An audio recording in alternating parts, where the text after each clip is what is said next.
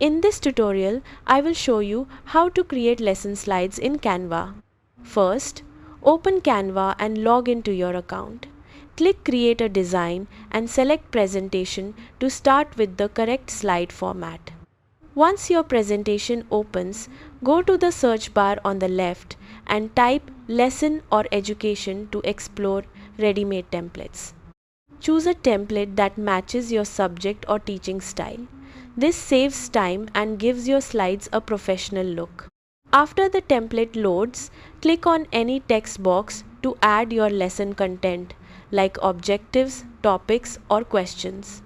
You can customize fonts, colors, and layouts to match your classroom theme or make the slides more engaging. Add visuals by using the Elements section to insert icons, shapes, or images that help explain your topic better. If you need more slides, click Add Page to create additional sections for your lesson. Keep your slides clean and easy to read by not adding too much text on one page. Once everything is ready, preview your slides to make sure everything looks good.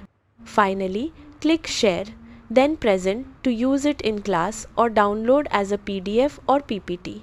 That is how you create lesson slides in Canva.